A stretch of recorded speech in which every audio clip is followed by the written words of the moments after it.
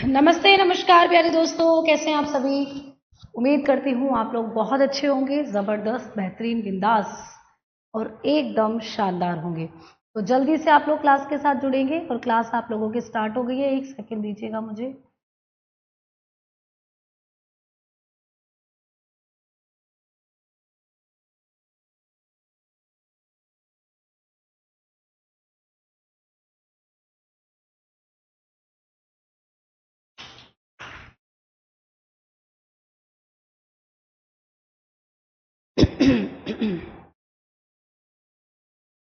तो भाई नमस्ते सभी को, नमस्कार सारे बच्चों को, कैसे हो आप सभी।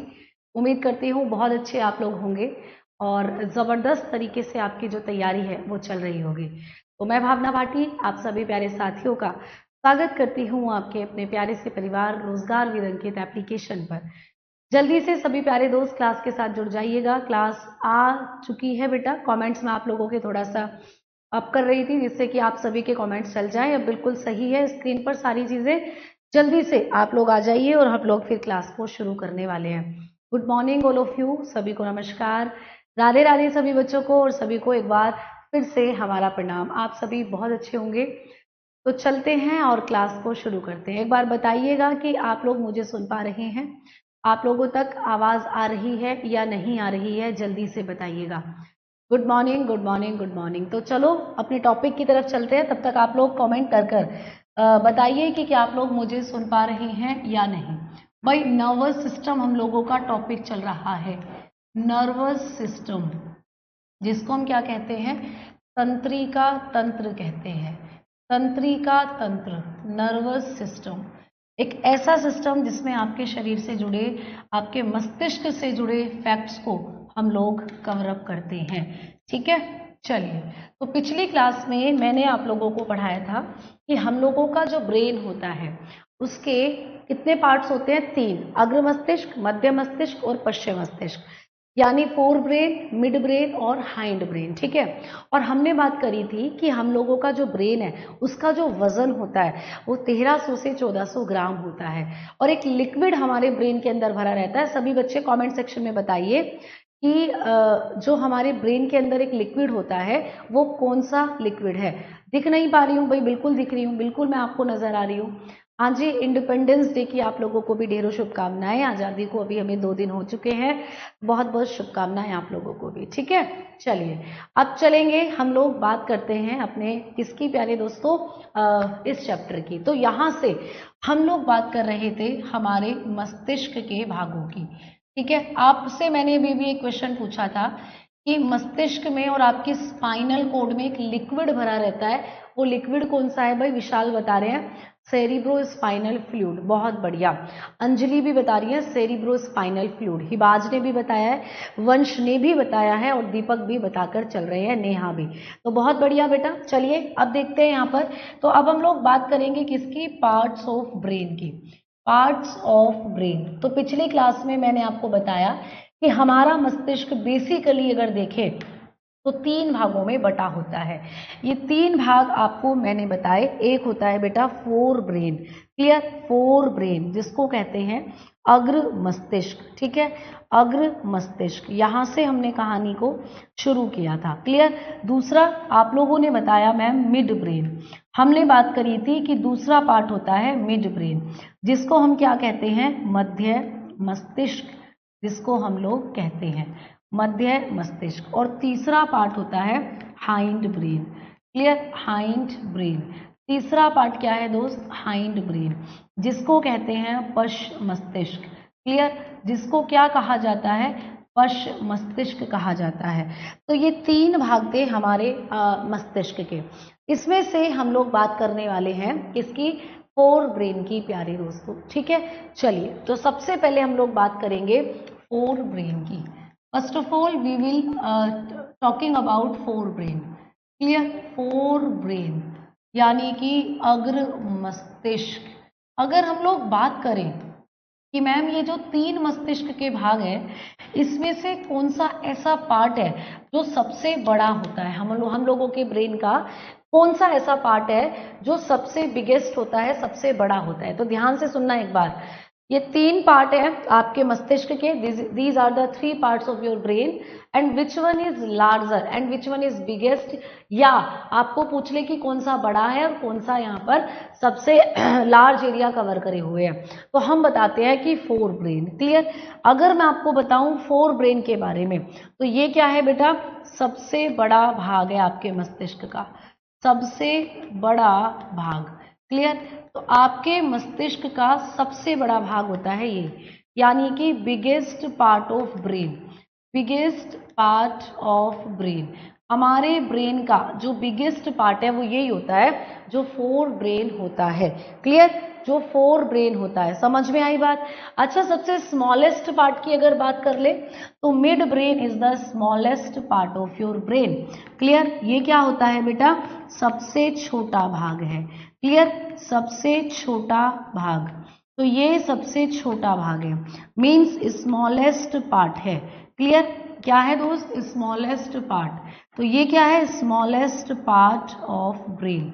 हमारे ब्रेन का सबसे छोटा और सबसे बड़ा भाग अगर पूछे तो बिगेस्ट होता है फोर ब्रेन एंड स्मॉलेस्ट होता है आपका मध्य मस्तिष्क, यानी कि आप लोगों का मिड ब्रेन। ठीक है ना? अगर फीमेल पॉजिटिव हो और मेल नेगेटिव हो हर्षित, तो ये बीमारी नहीं होगी। ये बीमारी हमेशा तभी होती है जब फीमेल नेगेटिव होती है, जब फीमेल का RH फैक्टर नेगेटिव हो, है ना, ये बीमारी तभी होती है, और मेल का RH फैक्टर पॉजिटिव हो। ठीक है, तभी होती है प्यारे दोस्त। ठीक? हाँ जी शालिनी, बिल्कुल प्यारे दोस्त। अब चलते हैं आगे की तरफ और बात करते हैं हम लोग कि मैम अब आप हमें बताइए कि ये जो अग्र मस्तिष्क होता है, जो कि मस्तिष्क का सबसे बड़ा भाग है, इसके कौन कौन से सब पार्ट होते हैं? आपको पूछा जाएगा ये पेपर में, इसके कौन कौन से सब पार्ट होते हैं, इसके कौन कौन से उपभाग होते हैं। तो ये जो आपका अग्र मस्तिष्क होता है, इट इज डिवाइडेड इनटू 3 सब पार्ट्स। इसके 3 सब पार्ट हैं। एक होता है सेरिब्रम, वन इज सेरिब्रम, जिसको कहते हैं हम प्रमस्तिष्क। क्या कहेंगे दोस्त? प्रमस्तिष्क के नाम से जानते हैं। सेकंड वन इज थैलेमस, दूसरा इसका पार्ट होता है थैलेमस। क्लियर? दूसरा इसका पार्ट है दोस्तों thalamus. Clear? And third one is hypothalamus, तीसरा भाग होता है हाइपोथैलेमस, तीसरा पार्ट हो जाता है हाइपोथैलेमस। क्लियर? तो हाइपोथैलेमस भी क्या है, इसका तीसरा भाग माना जाता है, हाइपोथैलेमस। क्लियर? तो इस तरीके से आपके अग्र मस्तिष्क के ये 3 उपभाग यानी कि 3 सब पार्ट्स होते हैं। तो यहां से आपको क्वेश्चंस बनते हैं कि कौन से पार्ट का क्या काम होता है, ये आपको एग्जामिनेशन में पूछा जाएगा। Clear?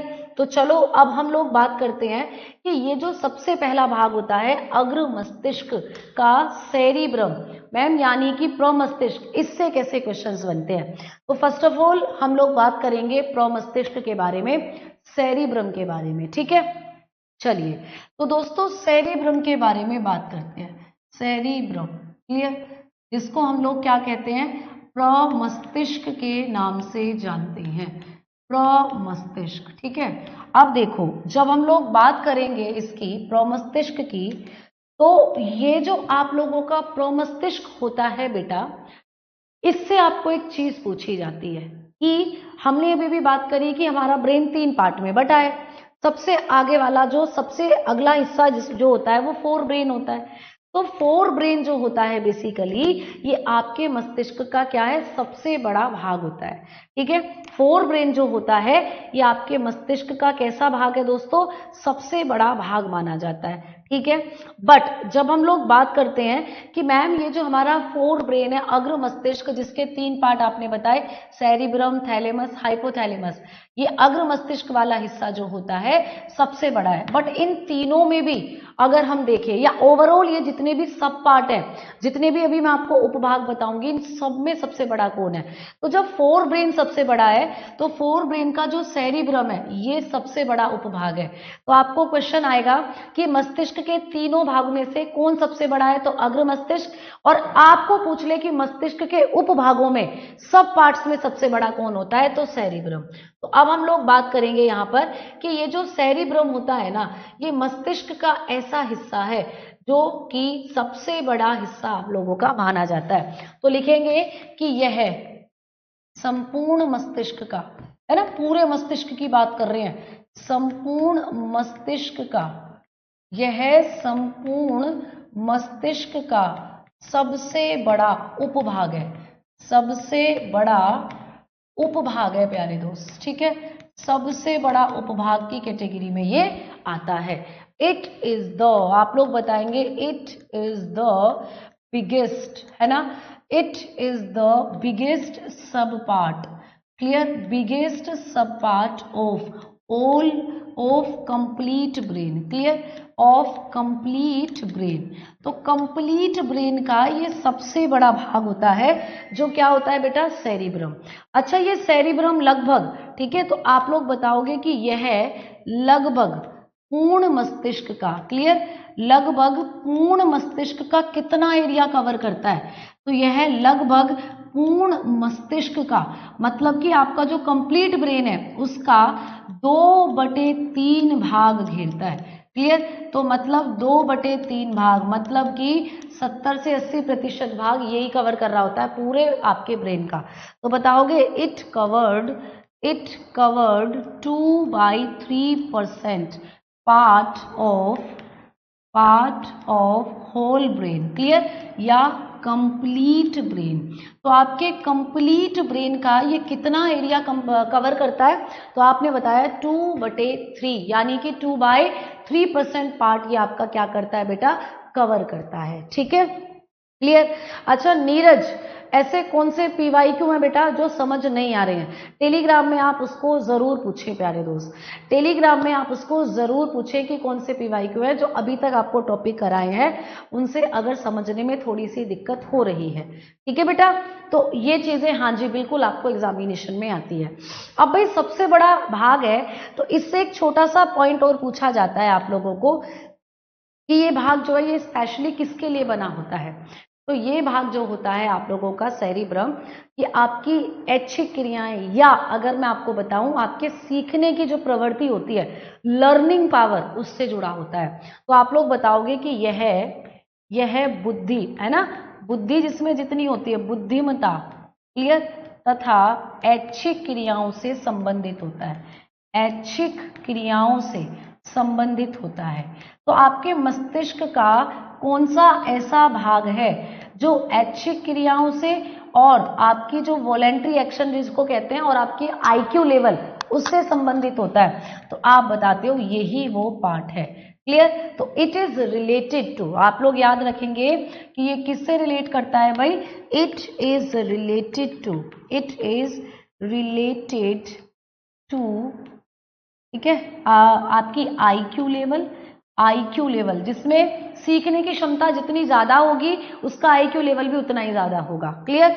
And voluntary action, voluntary action होती है बेटा जो हमारी इच्छा से होती हैं, जो हम अपनी इच्छा से कर सकते हैं। जैसे कि अगर मैं आपको कहूं कि हम लोग क्या कर रहे हैं, कुछ चीजें लिख रहे हैं कॉपी पर, तो हम अपनी इच्छा से लिख सकते हैं कि एक जंगल में एक शेर रहता था, जैसे मेरी मर्जी, अब मैं लिख रही हूँ अपनी इच्छा से। ऐसा तो नहीं है कि कोई मेरा हाथ पकड़कर खींच रहा है और मैं लिख नहीं पा रही हूँ, नहीं, अपनी इच्छा से मैंने यहाँ पे सब कुछ ही लिखा है, ठीक है।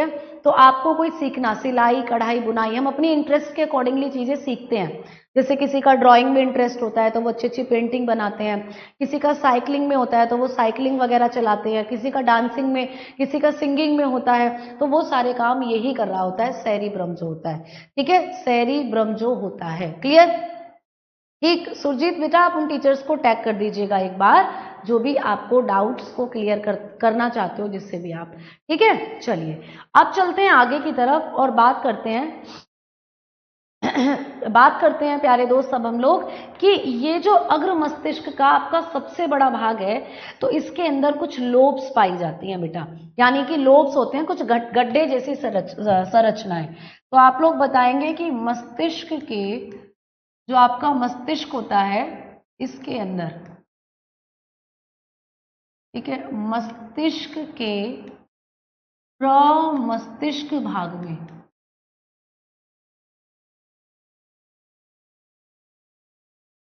देखो मैं कभी कभी इस तरीके से गड़बड़ कर देती हूँ, मस्तिष्क के प्रमस्तिष्क भाग में, ठीक है, भाग में लोब्स पाई जाती हैं। लोब्स होती हैं गड्ढे जैसी संरचनाएं। ठीक है, क्या पाई जाती हैं दोस्त? लोब्स पाई जाती हैं। तो जब हम लोग अपने मस्तिष्क की बात करते हैं, तो जब आप लोग यहाँ पर देखोगे प्यारे दोस्त, तो ये जो आप लोगों का ये वाला पार्ट होगा, मतलब जो सेरिब्रम पार्ट है, प्रमस्तिष्क वाला भाग, इसके अंदर मैंने बताया आपको कि क्या पाई जाती है, कुछ लोब्स, गड्ढे जैसे स्ट्रक्चर, उनके बारे में अभी पढ़ेंगे, पहले लिख लीजिएगा। ठीक है, लोब्स आर फाउंड, है ना, in cerebrum part of brain, cerebrum part of brain. अच्छा, ये क्वेश्चन भी आया है पेपर में कि मस्तिष्क के किस भाग में लोब्स पाई जाती है, ये स्टार लगा लीजिएगा, ये क्वेश्चन आया है बेटा। ठीक है, तो ये लोब्स क्या होती है? कुछ डग लाइक स्ट्रक्चर्स, गड्ढे के जैसी संरचनाएं, मतलब उभार के जैसी कुछ संरचनाएं बनी हुई होती हैं, जिन्हें हम क्या कहते हैं? लोब्स कहते हैं। जैसे यहां पर आप लोग देखोगे तो यहां पर आपको कुछ लोब्स जो हैं वो नजर आ रही हैं। ये आपका क्या है? ये आपका अग्र मस्तिष्क वाला भाग है। ठीक है, ये जो आपको नजर आ रहा है, इसके अंदर क्या होता है कि कुछ लोब्स, क्योंकि सबसे बड़ा भाग है आपका प्रमस्तिष्क, ये जो आप लोगों का सेरिब्रम होता है, तो इसमें क्या होता है कि कुछ गड्ढे गड्ढे जैसी संरचनाएं पाई जाती हैं बेटा। ठीक है, क्लियर? अब यहां पर जब गड्ढे जैसी संरचनाएं पाई जाती हैं, तो छोटा ब्रेन होता है क्या? नहीं, छोटा ब्रेन तो हम सेरिबेलम को कहते हैं, वो लास्ट ब्रेन का पार्ट है, वो लास्ट ब्रेन का पार्ट है। क्लियर? ठीक, क्लियर? चलिए, तो अब यहां पर जब हम देखेंगे तो याद रखना कि ये होती है मस्तिष्क की लोब। टोटल कितनी है? 4, 1 2 3 4। क्लियर? तो ये 4 लोब्स आपके किस भाग में पाई जाती हैं? तो आपने कहा आपके मस्तिष्क के फोर ब्रेन में, और फोर ब्रेन के भी किस पार्ट में? आपने कहा सेरिब्रम के अंदर। ठीक है, सेरिब्रम के अंदर। अब सेरिब्रम के अंदर इन 4 लोब्स का काम क्या होता है, ये आपको एग्जामिनेशन में आता है। तो चलिए इन चारों लोब्स के फंक्शंस मैं आपको बता देती हूँ। सबसे पहली है फ्रंटल लोब। क्लियर? सबसे पहली है बेटा ललाट भाग, फ्रंटल लोब। यहां से क्वेश्चन बनता है कि ये फ्रंटल लोब जो है आपके मस्तिष्क की ही एक लोब है, तो इसका काम क्या होता है? तो सबसे पहले याद रखोगे एग्जीक्यूटिव फंक्शनिंग्स। ठीक है, एंड प्लानिंग। एग्जीक्यूटिव फंक्शंस और प्लानिंग मतलब कि कार्यकारी कार्य और योजना बनाना, मतलब जैसे कि किसी भी चीज को लेकर जब हम प्लानिंग करते हैं, हम जो प्लानिंग करते हैं, जैसे कि हम कभी घूमने जा रहे हैं कहीं, तो हम लोग प्लानिंग करते हैं कि पहले हम लोग मसूरी जाएंगे, वहां से फिर हम लोग आगे जाएंगे दूसरे हिल स्टेशन पर, हम 2 दिन वहां स्टे करेंगे, उसके बाद फिर हम आगे बढ़ेंगे। तो मतलब इस तरीके से हम प्लानिंग करते हैं। जब भी कोई हमारा पेपर होता है, हम पर्टिकुलर सब्जेक्ट को लेकर तैयारी करते हैं कि पहले हमें मैथ्स सेगमेंट को, मतलब जिसका भी वेटेज ज्यादा रहता है, पहले उसको तैयार करते हैं। पहले हमने मैथ्स को तैयार करा, फिर हमने जीएस को तैयार करा, फिर हमने आपकी साइंस सेगमेंट को तैयार करा। तो इस तरीके से क्या करते हैं हम लोग? प्लानिंग करते हैं। तो जितनी भी हमारे जीवन से संबंधित या किसी कार्य को करने से संबंधित जो प्लानिंग्स होती हैं, जो योजनाएं होती हैं, वो किस लोब में बनती हैं? आप बताओगे फ्रंटल लोब। ये पूछा जाएगा। क्लियर है ना? आगे देखो, प्रॉब्लम सॉल्विंग मतलब कि और डिसीजन मेकिंग, ये बहुत इंपॉर्टेंट है। हम किसी भी परिस्थिति में जब फंस जाते हैं, उस परिस्थिति से अपने आप को बाहर लाने के लिए जो हम वहां पर सॉल्यूशन करते हैं चीजों का और डिसीजन लेते हैं, वो यही वाली लोब लेती है। कोई जीवन में हमें अच्छा लग रहा है, हम कहते हैं हमें तो इसी से शादी करनी है, तो वो हमारा डिसीजन होता है। हम पूरी तरीके से सोच चुके होते हैं कि नहीं, ये बंदा परफेक्ट है मेरे लिए, मुझे इसी से शादी करनी है। या आप लोगों ने कुछ डिसीजन लिया कि मुझे अपने करियर में डॉक्टर बनना है, या मुझे अपने करियर में इंजीनियर बनना है, मुझे टीचर बनना है, या मुझे सिविल सर्विसेज में जाना है। तो मतलब वो डिसीजन आपका होता है, और वो डिसीजन आप बहुत पहले ही ले चुके होते हो, क्योंकि जब आप 10वीं में 12वीं में होते हो तो आपको स्ट्रीम चेंज करनी होती है अपनी। मतलब कुछ बच्चे मैथमेटिक्स की तरफ जाते हैं, कुछ बच्चे जो है वो पीसीएम या पीसीबी की तरफ चले जाते हैं। तो वो आपका वहीं से प्रिपेयर होने लगती हैं चीजें कि आपका फ्यूचर गोल क्या है। तो मतलब डिसीजन मेकिंग जो कैपेसिटी आपके अंदर होती है, वो इसी लोब में होती है। तो पूछ लेगा कि मस्तिष्क के अंदर कौन सा हिस्सा हमें समाधान और निर्णय लेने की क्षमता प्रदान करता है, तो आपका सेरिब्रम। और सेरिब्रम में भी कौन सी लोब? तो फ्रंटल लोब। ठीक है, आगे देखो वोलेंट्री मोटर्स कंट्रोल। जैसा कि मैंने भी बताया कि ये जो आपके मस्तिष्क का, अग्र मस्तिष्क का ये जो सेरिब्रम पार्ट होता है, प्रमस्तिष्क वाला भाग, ये आपकी वोलेंट्री एक्शन को कंट्रोल करता है, आपकी इच्छिक जो आपकी इच्छा से होने वाली क्रियाएं हैं। जैसे कि मेरी इच्छा से क्या है, मैं बोल रही हूं तो बोल सकती हूँ, मैं ताली बजा रही हूं तो बजा सकती हूँ, है ना, मैं डांस करूं तो कर सकती हूँ। मतलब इच्छा से हमारी सेल्फ वॉलेंट्री एक्शन जो होते हैं, हमारी खुद की इच्छा से जो होने वाली चीजें हैं, उनके बारे में बात करेंगे। ठीक है, नहीं मैं इनको लिखूंगी नहीं, ये आपके लिए स्लाइड है, इन्हीं से आपको करना है। फादर की तबीयत आज शायद अभी, क्योंकि 2 दिन बीच में, एक तो 15 अगस्त का ऑफ हो गया था, तो सैटरडे में तो डॉक्टर्स की पूरी टीम नहीं थी, और कल संडे था तो संडे में भी कुछ टेस्ट हुए थे। आज देखो आज क्या होता है, आज डॉक्टर फाइनल करेगा कि सर्जरी कब है, कल है या परसों। ठीक है, तो जब तक सर्जरी नहीं हो जाती, जब तक दिमाग में थोड़ी सी टेंशन तो रहती है, और वो टेंशन थोड़ी सी तुम्हें दिख भी रही होगी, तो मन थोड़ा सा वहाँ है। और कोई बात नहीं, चलिए आइए आगे बात करेंगे। ठीक है, माउथ के बारे में कब पढ़ाओगी? वो तो डाइजेस्टिव सिस्टम में होता है बेटा। ठीक है, ये लिखना है बेटा, आपको ये लिखना है, ये लिखते चलना है आप लोगों को। ठीक है, आगे देखो, अब वोलेंट्री एक्शन भी यही कंट्रोल होते हैं, जैसे ऐच्छिक मांसपेशियों का नियंत्रण, जिसको हम मोटर कॉर्टेक्स भी कहते हैं, या आपकी इच्छा से होने वाली एक्शन, ताली बजाना, बैठना, खड़े होना, चलना। ठीक है, ये सब। चलो अगला है पर्सनैलिटी एंड इमोशंस। क्लियर, आपकी पर्सनैलिटी, आपका व्यक्तित्व कैसा होता है, व्यवहार और भावनाओं का नियंत्रण। बेसिकली जो हमारी कुछ भावनाएं हैं वो हाइपोथैलेमस में भी होती हैं, बट कहीं ना कहीं ये जो फ्रंटल लोब है, ये भी आपकी पर्सनैलिटी के लिए ही जानी जाती है। तो पर्सनैलिटी मेकिंग जो हमारी लोब है या भाग है मस्तिष्क का, वो यही है सेरिब्रम। और सेरिब्रम की कौन सी लोब होगी? फ्रंटल। अब देखो व्यक्तित्व का निर्माण कैसे होता है। व्यक्तित्व आप जानते हो ना, जब इंटरव्यू देने जाते हो तो आपका वहां पर पर्सनैलिटी जज की जाती है।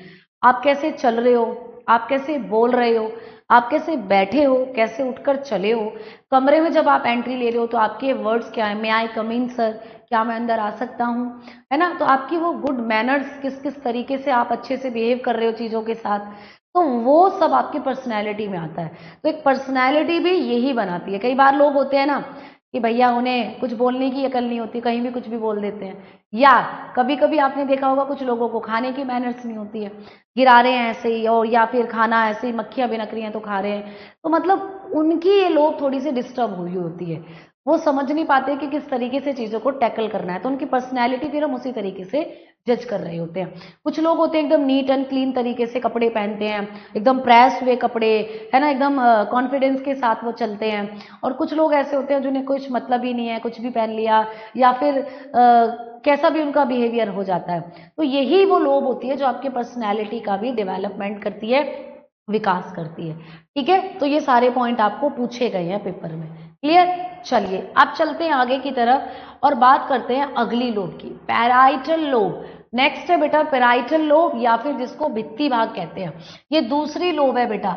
4 लोब होती है ना, दूसरी है, तो इसका क्या काम होता है? सेंसरी प्रोसेसिंग, संवेदी सूचना प्रसंस्करण, यानी कि जब आप किसी को टच करते हो, भाई आपके पास सेंसरी ऑर्गन है, 5 सेंसरी ऑर्गन है आपके पास। नाक से आप स्मेल लेते हो, कानों से आप सुनते हो, जीभ से आप टेस्ट करते हो, स्किन से आप अपने फील करते हो।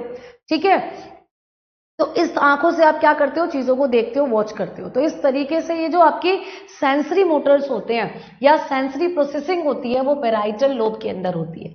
तो पूछ लेगा कौन सी लोब है जो संवेदी अंगों या संवेदी सूचनाओं से संबंधित है, which lobe is related to sensory processing, तो आप बताना पैराइटल या भित्ति लोब या भित्ति भाग। क्लियर, चलो अगला है सेप्टाइल अवेयरनेस, यानी स्थानिक जागरूकता।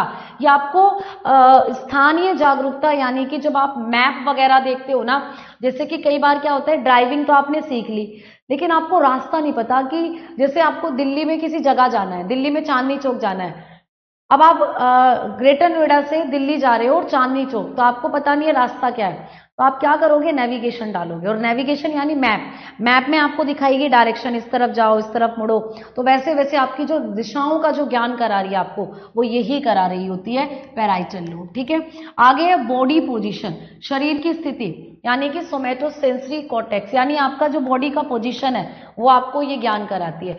आप इधर को मुंह करके खड़े हो तो इस साइड कौन सी डायरेक्शन है ना, इधर खड़े हो तो किस एंगल से आप लोग खड़े हैं, तो आपको आपके शरीर की पोजीशन का भी ज्ञान दिलाती है। लैंग्वेज कॉम्प्रीहेंशंस, भाषा की समझ, आप इंग्लिश भाषा जानते हैं, आप हिंदी भाषा जानते हैं, आप उर्दू भाषा जानते हैं, क्लियर, आप प्यारे दोस्तों लैटिन भाषा जानते हैं, तो दैट्स मीन आप जितनी भी भाषाओं को समझ सकते हो, वो आपका भाषा को समझने का जो ज्ञान है वो इसी लोब के अंदर होता है। तो ये लोब जिन बंदों की जितनी ज्यादा विकसित होगी, उतनी ही ज्यादा भाषाओं का ज्ञान आपको होगा, है ना, समझ में आ गई बात, है ना, क्लियर क्लियर। चलिए, तो धन्यवाद, बहुत बहुत बढ़िया, आज को चीजें एक एक करके समझ में आ रही होंगी, लिखते आप लोग जरूर चलेंगे। चलिए भाई, अगला है टेम्पोरल लोब। तीसरी जो लोब है बेटा, टेम्पोरल लोब, शंख भाग। टेम्पोरल लोब जो है ये सुनने और प्यारे दोस्तों आप लोगों के मेमोरी के लिए क्या होती है, रिस्पॉन्सिबल। तो ऑडिटरी प्रोसेसिंग यहां से होती है, श्रवण प्रसंस्करण, जैसे वैसे तो सुनना संवेदी अंगों में ही आ जाता है, बट अगर सेंसरी, 5 सेंसरी में अगर हम सुनने की बात करें, हियरिंग, आपका सुनना, तो बेटा सुनने के लिए आपकी कौन सी लोब है जो आप लोगों की रेस्पॉन्सिबल होती है, तो टेम्पोरल लोब। ठीक है, अब देखो इसको कैसे रिलेट करेंगे, क्योंकि ये क्वेश्चन कई बार एग्जाम में आया है कि कौन सी, which lobe is responsible for auditory actions, कौन सी लोब है जो आप लोगों का श्रवण प्रसंस्करण से संबंधित होती है, तो आप बताओगे टेम्पोरल। कैसे, जब हम कहीं जाते हैं तो टेम्पो वाले खड़े होते हैं ना, टेम्पो वाले चिल्लाते रहते हैं, बैठिए बैठिए बैठिए, मतलब सूरजपुर से आपका परी चौक के लिए 50 रुपए, 50 रुपए, सूरजपुर से परी चौक, कासना से दादरी, दादरी से गौतम बुद्ध नगर, ऐसे करके चिल्लाते रहते हैं टेम्पो वाले। तो टेम्पो वाले क्या कर देते हैं, कान को एकदम ब्लॉक कर देते हैं, चिल्ला चिल्ला कर कान फोड़ देते हैं, और आपको जब टेम्पो वाले चिल्ला रहे होते हैं तो आवाज सुनाई देती है। तो टेम्पो वाले चिल्लाते हैं, और चिल्लाते हैं तो आवाज सुनाई देती है, दैट्स मीन सुनने से संबंधित कौन सी लोब हो जाती है, टेम्पोरल लोब हो जाती है, टेम्पोरल लोब। ठीक है अमन, आपका कमेंट आ रहा है बेटा, ठीक है, आपका कमेंट आ रहा है, क्लियर, ठीक। हाथों में, हथेलियों में आपकी स्वेट ग्लैंड्स ज्यादा होती हैं, इसलिए पसीना आता है बेटा, क्लियर। चलो आ जाओ, आगे बात करते हैं हम लोग। मैम, माइंड टू तंत्रिका से कैसे, दूसरा एक्शन, मतलब समझ नहीं आया। देखो, ये जो आप लोगों की लोब्स होती है ना, ये एक साथ मिलकर काम करती है, ऐसा नहीं है कि कोई अकेली लोब, कोई अकेला काम। जैसे भी मैंने सुनने से ये भी बताई टेम्पोरल, लेकिन जो संवेदी ऑर्गन थे आप लोगों के, इससे पहले पैराइटल भी क्या कर रही थी, उनको कंट्रोल कर रही थी। तो दैट्स मीन ये इंटरग्रेटेड काम करती हैं, सारी एक साथ मिलकर काम करती हैं, एकीकृत मिलकर काम करती हैं। अगला है मेमोरी फॉर्मेशन। ये पूछा गया है कि कौन सी लोब में याददाश्त, स्मृति का निर्माण होता है, तो यही होता है मेमोरी फॉर्मेशन। हिपोकैम्पस पार्ट होता है बेसिकली ये किसी के अंदर, उसमें आपकी मेमोरी क्या होती है, उसका निर्माण होता है, यादें जो होती हैं, है ना, जो हमारी यादें होती हैं वो यही बनती हैं, क्लियर। चलिए अगला है लैंग्वेज एंड रिंकिसिस एरिया, भाषा की समझ यानी वर्निकी क्षेत्र। मतलब कई बार क्या होता है, हम कॉल सेंटर वगैरह में काम करते हैं ना, अभी भाषा की समझ मैंने आपको पीछे भी बताई थी, और भाषा की समझ यहाँ भी है। जैसे हम कॉल सेंटर वगैरह में काम करते हैं, किसी पर्टिकुलर एरिया को लेकर, किसी पर्टिकुलर चीज को लेकर अलग अलग कॉल सेंटर होते हैं। जैसे ब्लिंकिट पर आपका कोई ऑर्डर नहीं आया, तो आप ऑर्डर करके ब्लिंकिट के अंदर कॉल करोगे कस्टमर केयर पर, तो वहां के कॉल सेंटर पर कॉल मिलेगी, वो बताएगी कि आपका ऑर्डर ऐसे ऐसे यहाँ पहुंच चुका है। या कोई भी डिलीवरी आप करते हो, या किसी भी चीज की, कोई भी आपका XYZ कोई भी प्रोडक्ट है, उसकी डिलीवरी कंफर्म करने के लिए जब आप कॉल करते हो, तो कॉल सेंटर्स में कॉल जाती है, तो उस दौरान वहां पर जो स्पेशल वो जो वहां पर कर्मचारी होते हैं, तो उनके अंदर उस लैंग्वेज को समझने की कैपेसिटी होती है। यानी कि जैसे कि कई बार हम कंप्यूटर की लैंग्वेज इसको समझते हैं, कई बार हम लोग क्या करते हैं कि हमें नहीं पता कि गाड़ी को जो फाइनेंस कराते हैं तो कौन कौन से पेपर्स लगते हैं, तो आप उसकी जानकारी के लिए उनके टोल फ्री नंबर पर कॉल करते हो तो वो आपको सारी चीज़ें समझाती हैं। तो स्पेशली किसी एक चीज़ को लेकर जो उसकी लैंग्वेज और उससे संबंधित जितनी भी तथ्य हैं उनको जानने के लिए आपकी यही वाली लोब है जो रेस्पॉन्सिबल होती है। आगे ऑब्जेक्ट रिकॉग्नाइजेशन, वस्तु की पहचान और भावात्मक संबंध। जैसे मैं आपको दिखाऊं ये क्या है, आप लोगों ने इसे डेली मेरे हाथ में देखते हो आप लोग, तो आपको पता है ये पेन है ना, और ये ऐसा पेन है जो कॉपी पर नहीं लिखता, जो एक स्मार्ट बोर्ड पर लिखता है। अगर मैं आपसे पूछूं ये क्या है तो आप कहोगे मैम ये स्मार्ट बोर्ड है। लेकिन मैं किसी ऐसे व्यक्ति से पूछूं जो अभी जानता ही नहीं इन सब चीजों के बारे में, तो शायद वो पहचान ना पाए कि ये क्या है, ये कैसा पेन है भाई, ये तो कॉपी पे भी नहीं लिखता। तो मतलब आप जिस चीज को देखते हो उसकी एक इमेज आपके अंदर बन जाती है और उसको आप रिकॉग्नाइज कर लेते हो।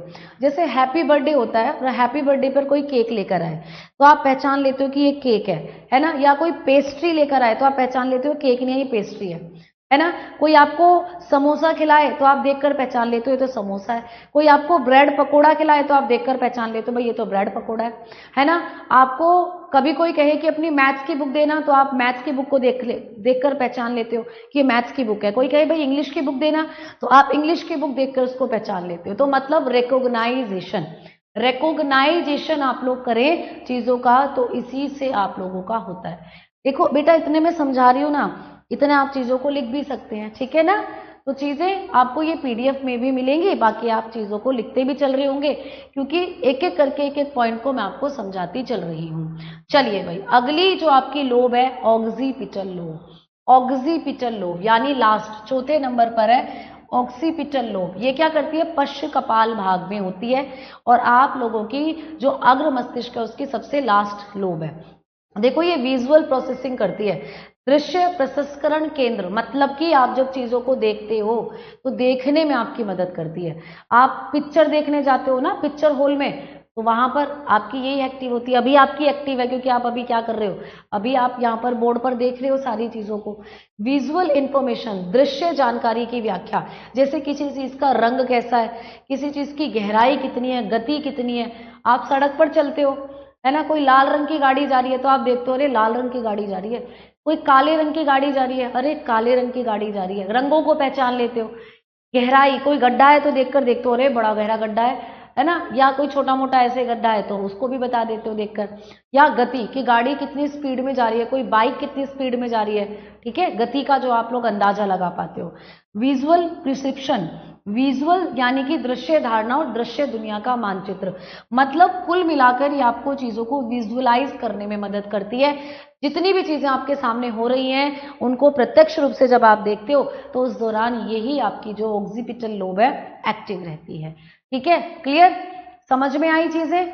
इस तरीके से ये 4 लोब और इनसे रिलेटेड जो आपके कार्य हैं वो एग्जामिनेशन में आते हैं आप लोगों को। ठीक है बेटा, समझ में आई बातें, जल्दी बताओ। अच्छा, जैसा कि मैंने अभी बताया था कि 4 की 4 जो लोब होती है ना ये एक साथ मिलकर काम करती हैं। तो देखो इंटीग्रेटेड सिस्टम की तरह ये काम करती है, यानी कि एकीकृत प्रणाली इनके अंदर होती है। ठीक है, सेरिब्रम के लोब एक एकीकृत प्रणाली के रूप में कार्य करते हैं। कोई भी लोब पूरी तरह से अकेले काम नहीं करती। तो आपने देखा ना सबका काम लगभग, कुछ कुछ लोब ऐसी थी जिनका काम एक जैसा था, तो मतलब ये एक साथ मिलकर काम करती हैं। इंटीग्रेटेड सिस्टम यहाँ पर काम करता है। तो ये क्वेश्चन कई बार स्टेटमेंट में आ सकते हैं कि मस्तिष्क के अग्र मस्तिष्क वाले हिस्से में जो लोब्स पाई जाती हैं इनकी कार्य प्रणाली कैसी होती है। What is the functioning of lobes that are found in frontal part of your brain. तो इनकी प्रणाली कैसी है बेटा, एकीकृत होती है, इंटरग्रेटेड, एक साथ मिलकर काम करती हैं। कोई भी लोग पूरी तरीके से अकेले काम नहीं करेगी, एक साथ मिलकर काम करती हैं। ठीक है, तो the cerebrum's lobes work as an integrated system, no single lobes act in completely isolation. Clear. और फिर मैडम ये एक दूसरे से इंटरग्रेट कैसे करती हैं, एक दूसरे से कनेक्ट कैसे करती हैं। तो बेटा इनके अंदर कांस्टेंट कम्युनिकेशन पाया जाता है, निरंतर संवाद। मतलब समझना इस चीज को, ये जटिल मानव व्यवहार और विचारों को संसाधित करने के लिए श्वेत द्रव पर्थों के माध्यम से लगातार संवाद करती रहती है। मतलब समझना, आपको मैंने बताया था ना कि आपके ब्रेन के अंदर सेरिब्रोस्पाइनल फ्लूइड पाया जाता है। ये सेरिब्रोस्पाइनल जो तरल होता है ये कैसा होता है, लिक्विड होता है और व्हाइट से कलर का मैंने बताया था, है ना। तो ये लिक्विड ही इन सारी लोब्स को इंटरेक्ट करता है, इन सारी लोब्स को एक दूसरे के साथ क्या करके प्यारे दोस्त, एक दूसरे के साथ कनेक्शन बिठाने का काम, एक दूसरे के साथ संयोजन का जो काम करता है वो यही करता है। लिक्विड जो होता है, व्हाइट मैटर जो ट्रैक्ट होता है या जिसको हम सेरेब्रो स्पाइनल फ्लूइड कहते हैं। ठीक है, क्लियर है ना, है ना भाई, समझ में आ गई चीजें। तो ये ना एक एडवांस लेवल का, यहाँ पर मैंने 2-3 चीजें आपको बता दी हैं, क्योंकि कई बार क्या होता है कि इस तरीके के स्टेटमेंट वाइज क्वेश्चन फंस जाते हैं, तो याद रखना। तो ये आपकी लोब्स थी आपके मस्तिष्क के अग्रभाग की, जो कि एक ऐसा भाग था जो कि सबसे बड़ा पार्ट आपके मस्तिष्क का कहलाता है। तो सेरिब्रम के बारे में हमने ये सारी चीजें जो थी पढ़ ली। अब आ जाओ दूसरे भाग की तरफ चलते हैं। आपके मस्तिष्क का दूसरा, अग्र मस्तिष्क का ही दूसरा भाग है थैलेमस। अग्र मस्तिष्क का ही भाई दूसरा भाग है थैलेमस। ये क्या करता है बेसिकली, तो ये ना आपको ठंडे, गर्म और दर्द का एहसास कराता है। जब आप चीजों को छूते हो, जैसे आइसक्रीम आपको मैंने हाथ में दे दी, बर्फ मैंने आपको हाथ में दे दी, तो आपको बर्फ ठंडी ठंडी लगेगी। और मैंने आपका एक बाल्टी में गर्म पानी है, उस गर्म पानी में हाथ आपका डाल दिया तो आपको बड़ा गर्म लगेगा, है ना। या आपको मैंने क्या करा, पत्थर से आपकी उंगली जो है वो भींच दी, आपको मैंने क्या करा, पत्थर से चोट मार दी, तो आपको दर्द होगा, फिजिकल पेन। ठीक है, ये सब यही फील कराता है। तो देखना, थैलेमस मस्तिष्क के लिए प्राथमिक रिले स्टेशन के रूप में कार्य करता है। ठीक है, the thalamus serve as the primary relay station for the brain. It processes the and transmitted sensory information to the cerebral cortex। यह संवेदी जानकारी को प्रोसेस करके मस्तिष्क तक पहुंचाता है। तो ये पूरा पॉइंट आपको पेपर में आ सकता है कि मस्तिष्क का कौन सा भाग एक रिले स्टेशन के रूप में कार्य करता है। और बेटा जो संवेदी जानकारी है, जैसे संवेदी जानकारी मैंने बताया सेंसेस, आप स्किन से टेम्परेचर को फील करते हो, ठंडा गर्म को फील करते हो, दर्द आपको फील होता है। ठीक है, तो मतलब ये सारी जितनी भी आपकी संवेदनाएं हैं वो इसी के द्वारा आपके मस्तिष्क में आगे पहुंचती हैं। कहाँ, सेरिब्रल कॉर्टेक्स पार्ट में पहुंचती हैं। ठीक है, अब देखो sensory relays sensory signals. Clear, ये क्या करता है, it appropriate area to the cortex, मतलब संवेदी संकेतों को कॉर्टेक्स के उपयुक्त क्षेत्रों तक पहुंचाना। कॉर्टेक्स क्या होता है, कॉर्टेक्स भी आप लोगों का एक पार्ट है, तो वहां तक ये पहुंचाता है संवेदी क्षेत्रों, सेंसेस को। जैसे कि कॉन्शियसनेस एंड स्लीप, जब आप लोग क्या करते हो बेटा, नींद और जागने की अवस्था को नियमित करने में महत्वपूर्ण भूमिका निभाता है। जब आप नींद में होते हो, जब आप जागते हो, तो उस दौरान जो आपकी कॉन्शियसनेस होती है, आपका चिंतन, वो यही क्या करता है, कंट्रोल करता है। तो कुल मिलाकर आपको पूछा जाता है कि हमारी जो सेंसेस होती है, हमारी जो संवेदनाएं, जैसे मैं यहाँ लिख दूं कि भाई आप लोगों को ठंडा कभी पूछ ले, आप लोगों को गर्म कभी पूछ ले, आप लोगों को कभी दर्द पूछ ले। दर्द कैसा, शारीरिक। क्लियर, तो जो शारीरिक दर्द हम लोगों को होता है उसको भी यही फील कराता है, फिजिकल पेन। यानी कोई चीज ठंडी है, कोई चीज गर्म है, क्लियर, या आपको जब फिजिकल पेन होता है, उन सब से रिलेटेड यही होता है थैलेमस। उन सब से रिलेटेड कौन होता है बेटा, थैलेमस होता है। ठीक है, क्लियर। मैम माइंड एक पेशीय भाग है, ऐसा तो नहीं कह सकते, है ना, ऐसा तो नहीं कह सकते। चलिए अब चले आगे बेटा। तो मेनली आपको ये भी पूछा जा सकता है कि कौन कौन से सेंसेस हैं जो यहाँ पर आपको फील होते हैं, ठंडा गरम, यानी स्किन का मेन रोल इसी के अंदर होता है। दर्द, जब आपको चोट लगेगी तो स्किन के सेंसेस ही आपको यहाँ पर फील कराते हैं कि भाई चोट लगी है। ठीक है, तो ये सारी चीज, और आपको जगाने और सुनाने के लिए भी यही क्या होता है, आपका रेस्पॉन्सिबल। अब चलते हैं हाइपोथैलेमस पर। ये हाइपोथैलेमस बहुत ज्यादा इंपॉर्टेंट है ना। हाइपोथैलेमस जो होता है, इसके बारे में अगर हम लोग देखें तो हाइपोथैलेमस शरीर के आंतरिक संतुलन को बनाए रखता है। मतलब आंतरिक संतुलन को कहते हैं होम्योस्टेसिस। होम्योस्टेसिस क्या होता है मैडम, होम्योस्टेसिस का मतलब है आपके शरीर के आंतरिक तापमान को बनाए रखना। एक बात मुझे बताओ, हमारी बॉडी का टेम्परेचर कितना होता है, जल्दी से बताओ बेटा। अगर हम लोग बात करें ह्यूमन बॉडी के टेम्परेचर की, है ना, फिर समझेंगे उसको। मुझे एक बात बताओ, ह्यूमन बॉडी टेम्परेचर, हमारे शरीर का टेम्परेचर कितना होता है? फटाफट से बताओ भाई। मानव शरीर का तापमान, तो हमारे शरीर का जो तापमान है, मानव शरीर का तापमान कितना होता है बेटा? हमारे शरीर का तापमान होता है 37 डिग्री सेल्सियस। क्लियर? इसी को फॉरेनहाइट में लिखें तो 98.6 डिग्री फॉरेनहाइट। ठीक है, ये होता है। अच्छा मैडम जी, अब ये हमारी बॉडी का जो टेम्परेचर है ये फिक्स है क्या? हाँ जी बेटा। ये क्यों फिक्स होता है? क्योंकि इतने टेम्परेचर पर ही हमारे जो इंटरनल ऑर्गन है, क्लियर, हमारे जो इंटरनल ऑर्गन है या हमारा जो ब्लड है ना, इंटरनल ऑर्गन, आंतरिक अंग जो होते हैं वो वर्किंग होते हैं। इतने टेम्परेचर पर ही, है ना, आंतरिक अंग कार्य करते हैं। यानी आपकी बॉडी के अंदर जो हार्मोन बन रहे हैं, एंजाइम बन रहे हैं, है ना, वो सब इतने टेम्परेचर पर ही एक्टिव होते हैं। इससे ज्यादा टेम्परेचर होगा तो आपको फिर फीवर हो जाता है ना भाई। इससे अधिक टेम्परेचर हुआ, इससे अधिक तापमान अगर आपकी बॉडी का हुआ, है ना, मोर टेम्परेचर आपकी बॉडी का हुआ, तो आपको क्या हो जाता है? फीवर होता है ना। ऐसे ही कि भाई फीवर हो जाता है जब ज्यादा टेम्परेचर होता है। उस कंडीशन को हम क्या कहते हैं? फीवर, यानी कि बुखार। और बुखार में क्या होता है? बुखार में भूख नहीं लगती, बदन दर्द होने लगता है, कई कई सिम्टम्स हो सकते हैं फीवर के।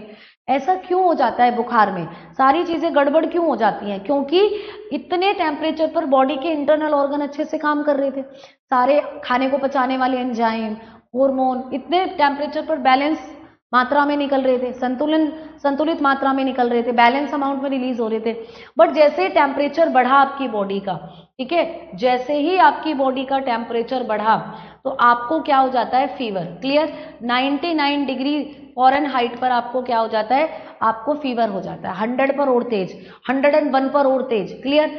तो आपको भूख लगना बंद हो जाती है, आपके शरीर में दर्द, आपके मुंह का टेस्ट बिगड़ जाता है, कड़वाहट आने लगती है ना। तो ऐसा क्यों होता है? क्योंकि एंजाइम्स का सारा सिस्टम बिगड़ गया है। एंजाइम्स अच्छे से सीक्रेट नहीं हो रहे हैं तो भूख ठप हो गई, है ना। पेट में अजीब सा पेन होना शुरू हो गया, आपकी जीभ के टेस्ट, रिसेप्टरी टेस्ट, आपके जो जीभ पर रिसेप्टर्स होते हैं वो काम करना बंद कर देते हैं, तो जिस वजह से मुंह का टेस्ट कड़वा हो जाता है। तो ये सब क्या होते हैं प्यारे दोस्त? आपकी बॉडी के टेम्परेचर के बढ़ने के कारण। तो अब मुद्दा ये है कि मैम हमारी बॉडी का ये टेम्परेचर कौन बनाकर रखता है? ये फिक्स टेम्परेचर हमारी बॉडी का कौन मैनेजेबल करता है इसको? तो इसी को मैनेजेबल करेगा हाइपोथैलेमस। तो हाइपोथैलेमस का काम है होम्योस्टेसिस, मतलब आंतरिक अंगों का या हमारे शरीर का आंतरिक तापमान नियंत्रित करना। ये हमारी बॉडी के आंतरिक अंगों का या इंटरनल जो हमारा बॉडी का टेम्परेचर है उसको कंट्रोल करने का काम करता है जो हाइपोथैलेमस है। एक क्वेश्चन आता भी है कि शरीर का तापमान कौन नियंत्रित करता है? ठीक है, शरीर का तापमान कौन नियंत्रित करता है, ये आपको पूछा जाता है। ठीक है, मुझे, अरे भैया 106 पे तो निकल लेगा आदमी। डेविड, 104 हाईएस्ट होता है, 106 पे तो बचने की कोई उम्मीद भी नहीं है। ठीक, चलो, इस मौसम में हेयरफॉल होता है बेटा, क्योंकि इस मौसम में ह्यूमिडिटी हो जाती है, स्कैल्प में बैक्टीरिया जम जाते हैं जो कि हेयरफॉल करते हैं, है ना, फंगस वगैरह, तो होता है। Clear ma'am? अगर टेम्परेचर कम हो जाए तो हाइपोथर्मिया हो जाता है। ठीक है, अगर आपका टेम्परेचर इससे कम हो गया, अगर टेम्परेचर बेटा कम हो गया आपके शरीर का, है ना, 37 डिग्री सेल्सियस से आपकी बॉडी का टेम्परेचर कम हो गया, लेस टेम्परेचर, आपकी बॉडी का टेम्परेचर अगर कम हो गया तो हो जाता है हाइपोथर्मिया। क्या हो जाता है? हाइपोथर्मिया। मतलब आपके इंटरनली बॉडी का टेम्परेचर गिर जाएगा, जिससे आपका ब्लड जम जाएगा अंदर ही, और ब्लड की क्लोटिंग होने से मृत्यु हो सकती है। हाइपोथर्मिया कहते हैं इसे। क्या कहेंगे दोस्त? हाइपोथर्मिया, इसको कहा जाता है हाइपोथर्मिया। ठीक है, तो ये हाइपोथर्मिया हो सकता है फिर। क्लियर? चलो, अब हम लोगों का याद रखना कि हमारी बॉडी का टेम्परेचर बनाने का काम हाइपोथैलेमस का, इसीलिए इसको कहते हैं होम्योस्टेसिस, यानी इंटरनली बॉडी का टेम्परेचर फिक्स रखना। क्लियर? अब देखो ये और क्या क्या काम करता है जो हाइपोथैलेमस है। इसीलिए हाइपोथैलेमस को हम हमारी बॉडी का थर्मोमीटर भी कहते हैं, thermometer of body. Thermometer of body. तो याद रखोगे ना, इसको क्या कहते हैं, शरीर का थर्मोमीटर। ये बात शायद मैंने पहले भी बताई है जब हार्मोन वाला चैप्टर करा था। तो इसको तापमापी हम लोग कहते हैं, तापमापी। क्लियर? इसको क्या कहते हैं, शरीर का थर्मोमीटर, तापमापी, क्योंकि बॉडी का टेम्परेचर कंट्रोल करता है। अच्छा, ये हार्मोनल कंट्रोल भी करता है। एंडोक्राइन सिस्टम में पढ़ा था कि पिट्यूटरी ग्लैंड को कंट्रोल कर रहा होता है ना। तो ये क्या करता है, हार्मोन छोड़ने के लिए पिट्यूटरी ग्रंथि को नियंत्रित करता है। Control the pituitary gland to release hormone, है ना। क्लास फंस रही है क्या? ठीक? अरे क्लास रुक रही है क्या बेटा? जल्दी से बताओ। चलो आओ आगे बात करते हैं। अब देखो इधर, ऑटोनोमिक नर्वस सिस्टम बनाने का काम भी करता है ये, है ना। रेगुलेट ब्लड प्रेशर, आपके ब्लड प्रेशर को कंट्रोल करेगा। Heart rate and body movement या बॉडी टेम्परेचर, जैसे मैंने अभी बताया बॉडी टेम्परेचर। तो रक्तचाप, हृदय गति और शरीर के तापमान को नियंत्रित करता है। अच्छा, बेसिक ड्राइव्स को भी कंट्रोल करेगा। कंट्रोल फीलिंग्स ऑफ हंगर, ये बहुत इंपॉर्टेंट है। आपकी बॉडी के अंदर जब आपको फील होती है भूख, भाई देखो क्योंकि टेम्परेचर आपका कंट्रोल कर रहा है, तो सही मात्रा में एंजाइम्स, खाने को पचाने वाले निकलेंगे। हंगर को फील कराने वाले एंजाइम्स, हार्मोन्स आपकी बॉडी से रिलीज होंगे। ठीक है, ग्रेलिन आपको मैंने बताया था, ग्रेलिन जो होता है, ग्रेलिन, ठीक है, ग्रेलिन, ग्रेलिन हार्मोन होता है जो आपको भूख, है ना, भूख से रिलेटेड होता है। तो ये जो ग्रेलिन है इसको निकालने में मदद करेगा। ठीक है, ग्रेलिन हार्मोन ये भूख से रिलेटेड होता है। तो जब ये निकालेगा हाइपोथैलेमस तो आपको भूख फील होगी, भूख का एहसास होगा। प्यास हो गया, ठीक है, यौन व्यवहार की भावनाओं को नियंत्रित करता है। किसी से प्यार हुआ है आपको, है ना, लव वाली फीलिंग, किसी से हेट वाली, गुस्से वाली फीलिंग, तो मतलब जितने भी इमोशंस आपके अंदर हैं वो यही लेकर आता है हाइपोथैलेमस। तो हाइपोथैलेमस का क्या काम है, आपको भूख लगी हो, आपको थर्स्ट, प्यास लगी हो, आप में सेक्सुअल जो कैरेक्टरिस्टिक्स हैं वो उत्पन्न हो रहे हो, या आपको किसी से प्यार हुआ हो, किसी पर गुस्सा आ रहा हो, ये सब यही लेकर आता है बेटा हाइपोथैलेमस। ठीक है, तो ये है। अच्छा, एक बार में अगर आपको ये जो आपका थैलेमस और हाइपोथैलेमस है, इन दोनों में आपको एक छोटा सा बेसिक डिफरेंस बताऊं तो समझना। जो थैलेमस होता है इसका काम था सेंसरी रिले, संवेदी रिले, मतलब सेंसेस को कंट्रोल करना। जैसे मैंने बताया था, ये आपकी त्वचा, बेसिकली जो आपकी स्किन होती है उससे रिलेटेड क्या करता है, आपको सिग्नल भेजता है, जैसे आपको ठंडा गर्म, है ना, और दर्द का एहसास कराता है। क्लियर? और sensory input to cortex, cortex के लिए संवेदी इनपुट भेजता है। मतलब ये जितने भी एक्शन है ये किसको भेजता है, कॉर्टेक्स पार्ट को भेजता है। ठीक है, समझ में आ गई बात। जबकि हम हाइपोथैलेमस की बात करें तो ये हेमियोस्टेसिस करेगा। बताया था ना मैंने कि आपकी बॉडी के आंतरिक तापमान को नियंत्रित करता है, जिससे हार्मोन और एंजाइम का बैलेंस भी बना रहता है। और दूसरा ऑटोनोमिक एंड एंडोक्राइन, यानी कि आपका अंतःस्रावी तंत्र जो होता है ये उसको क्या करता है, कंट्रोल करता है, जिससे पिट्यूटरी ग्लैंड को ये कंट्रोल करता है हाइपोथैलेमस। तब जाकर पिट्यूटरी अपने हार्मोन निकालती है और तब जाकर पिट्यूटरी दूसरी ग्रंथियों को कंट्रोल करने वाले हार्मोन निकालती है। ठीक है, इस तरीके से ये सारी चीजें जो हैं आपकी होती हैं। तो ये आपके अग्र मस्तिष्क से रिलेटेड थे तीनों भाग। ये आपके अग्र मस्तिष्क से रिलेटेड ये तीनों भाग जो मैंने आपको कराए हैं, इनको आप बहुत अच्छे से समझेंगे। चलिए अब बात करते हैं कि मैम जो मध्य मस्तिष्क होता है हमारा, इससे रिलेटेड कौन कौन से पार्ट होते हैं। देखो, मध्य मस्तिष्क से अगर मैं आपको बताऊं तो दो ही पार्ट ज्यादा पॉपुलर हैं जो आपको पेपर में आते हैं, सेरिबल पेंडिकल और कार्पोरा क्वाड्रिजेमिना। लेकिन टिग्मोइड करके एक और पार्ट होता है जो आजकल एग्जामिनेशन में आ रहा है।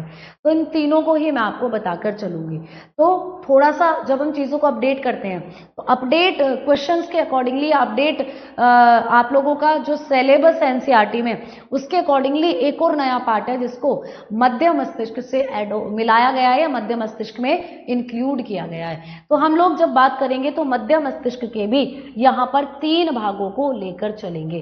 तो देखो एक बार फिर से मैं आपको चीजें रिकॉल करा देती हूँ। हमने फोर ब्रेन करा, फोर ब्रेन यानी कि अग्र मस्तिष्क के तीन भाग मैंने बताए, सेरिब्रम, थैलेमस, हाइपोथैलेमस। सेरिब्रम सबसे बड़ा भाग, सबसे बड़ा क्या है, उपभाग है, बिगेस्ट सब पार्ट है ब्रेन का। आपके पूरे ब्रेन का 2 से 3% पार्ट कवर करता है ना। और आपके ब्रेन के अंदर जो बुद्धिमत्ता आईक्यू है आप लोगों का, उसको भी क्या करता है बेटा, कंट्रोल, उसी से संबंधित होता है आईक्यू आपका। वॉलेंट्री एक्शन वगैरह भी इसी से नियंत्रित होते हैं। फिर हमने बात करी कि इसके अंदर होती हैं 4 लोब। मैंने आपको बताया फ्रंटल, पैराइटल, टेम्पोरल, ऑक्सीपिटल, तीनों के तीनों लोब के हमने, चारों लोबों के हमने काम करे। उसके बाद हमने बात करी थी थैलेमस, जो बेसिकली क्या है, रिले स्टेशन है, यानी यहीं से सेंसरी जो ऑर्गन है आपके सेरिब्रल जो कॉर्टेक्स पार्ट है वहां तक पहुंचते हैं, ठंडा गरम दर्द का एहसास कराता है, ठीक है, थैलेमस। उसके बाद बात करी हमने हाइपोथैलेमस की, जो कि आपके शरीर का टेम्परेचर कंट्रोल करता है, होम्योस्टेसिस कहते हैं जिसको, और आपकी बॉडी के अंदर हार्मोन संतुलन को बनाए रखता है, और आपकी पिट्यूटरी ग्लैंड को भी कंट्रोल करता है, और आपकी बॉडी के अंदर भूख, प्यास, प्यार, घृणा, ये सारी फीलिंग्स को भी कंट्रोल करता है। अब आते हैं हम किस पर, मिड ब्रेन पर। तो मिड ब्रेन के भी 3 पार्ट हो जाते हैं। जो आपका मिड ब्रेन है इसके भी 3 पार्ट होते हैं।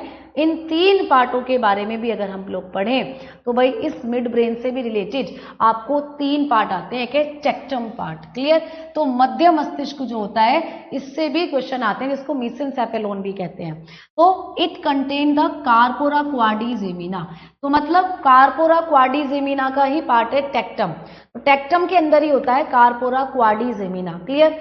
तो इसे कार्पोरा क्वाड्रिजेमिना भी कहते हैं प्यारे दोस्त, मतलब इसी के अंदर कार्पोरा क्वाड्रिजेमिना आप लोगों का पाया जाता है। अच्छा, सुपीरियर कॉलिक्यूली कंट्रोल विजुअल रिफ्लेक्सेस, तो देखो ये भी आपका विजुअल यानी देखने, जब हम चीजों को देखते हैं उसको ही ये कंट्रोल कर रहा है मध्य मस्तिष्क। तो ये सुपीरियर कॉलिक्यूली को क्या करता है, जैसे कि दृश्य प्रतिवर्त और को नियंत्रित करता है, जैसे चलती वस्तुओं पर नजर रखना। जब भी आप किसी चीज को देखते हो, मूविंग ऑब्जेक्ट को जब भी आप देखते हो, कोई पिक्चर आप लोग देखते हो, उसमें गाड़ी चल रही है, हीरो भाग रहा है, हीरोइन डांस कर रही है, ये सारी चीजें आप लोगों को इसी पार्ट से क्या होती हैं, आप कंट्रोल करते हो उन चीजों को, ठीक है, मतलब देख पाते हो, ठीक है। अच्छा, ये क्या करता है, इंफीरियर कॉलिक्यूली क्या काम करता है इसके अंदर, ये इसके पार्ट होते हैं बेटा बेसिकली। तो ये क्या करता है, इंफीरियर श्रवण प्रतिवर्त को नियंत्रित करता है, सुनने के लिए। देखो समझना, इसके अंदर जो कार्पोरा क्वाड्रिजेमिना है इसमें 4 प्रकार के उभार, इसके अंदर भी क्या होते हैं, 4 बम्स, जैसे कि सुपीरियर और इंफीरियर। अगर हम इनकी बात करें, सुपीरियर तो आपको देखने में हेल्प कर रहा है चीजों को, और इंफीरियर आपको सुनने में मदद कर रहा है। यानी कि जैसे अभी आप देख रहे हो बोर्ड पर क्या लिखा हुआ है, और अभी आप मेरी बातों को सुन भी रहे हो कि मैं क्या बोल रही हूं। तो ये श्रवण प्रतिवर्त को नियंत्रित करता है, जैसे शोर पर चौंक जाना, कहीं से बहुत तेज आवाज आई आपको, ठीक है, अगर मैं अभी चिल्ला कर कहूं, हे बच्चों क्या आवाज चल रही है तुम्हारी, तो मतलब तुम एकदम से एक्टिव हो जाओगे, एकदम से एक्टिव हो जाओगे, ठीक है, क्लियर। हाँ, तो ये चीजें आप लोगों को पेपर में पूछी जाएंगी। तो इसी से रिलेटेड मैं आपको चीजें जो हैं वो कल की क्लास में और बताऊंगी, जैसे कि यहाँ पे समझ के चलना है कि ये है, ठीक है। पता नहीं बच्चों ने सुबह से मुझे फोन कर करके परेशान कर रखा है। चलो देखो, अब इधर सुनो। शायद बच्चों को लगता होगा मैम फोन नहीं उठा रही हैं, और बच्चों को पता नहीं है कि क्लास चलती है तो फोन नहीं उठा पाते। चलिए अब देखो, दूसरा पार्ट ये है टेगमेंटम। ये जो होता है प्यारे दोस्त, इसके बारे में भी हम लोग कल की क्लास में बात करेंगे। ये क्या करता है, गति और डोपामाइन उत्पादन के लिए जिम्मेदार होता है। यानी डोपामाइन क्या होते हैं, ये एक तरीके के ड्रग होते हैं जो आपको आपके मस्तिष्क से रिलीज होकर आपको दर्द से आराम दिलाना, खुशी देना, ठीक है, इस तरीके के क्या करते हैं प्यारे दोस्त, एक्शंस करते हैं। तो इनके बारे में मैं आपको कल की क्लास में बताऊंगी, ठीक है, इनके बारे में कल की क्लास में हम लोग बताएंगे। तो मिड ब्रेन को कल हम लोग एक बार फिर से शुरू कर रहे होंगे। इसके भी 3 पार्ट हैं जिनके बारे में मैं आपको कल की क्लास में बताऊंगी, ठीक है। तो ये 3 पार्ट, एक तो सेरिब्रल पंडिकल हुआ, एक ये हुआ टेगमेंटम, और एक ये हो जाता है टेक्टम, जो कि आपका कार्पोरा क्वाड्रिजेमिना के अंदर ही, इसके अंदर ही कार्पोरा क्वाड्रिजेमिना आता है। इनको हम लोग कल की क्लास में कर रहे होंगे, ठीक है। चलो, तो बहुत बहुत शुक्रिया क्लास के साथ जुड़ने के लिए। उसके बाद हाइंड ब्रेन, और उसके बाद आपकी स्पाइनल कोड, और उसके बाद हम लोग बात कर रहे होंगे आपकी एक नर्व सेल या फिर तंत्रिका कोशिका से संबंधित जो क्वेश्चन आते हैं उनके बारे में, ठीक है, क्लियर। आईक्यू की फुल फॉर्म होती है इंटेलिजेंस क्विशेंट, ठीक है, यानी कि आप लोगों का आईक्यू जो होता है यही आपका बुद्धिमत्ता क्विटेंट के रूप में इसको जाना जाता है बेटा, ठीक है। चलो, तो बहुत बहुत शुक्रिया, बहुत बहुत धन्यवाद।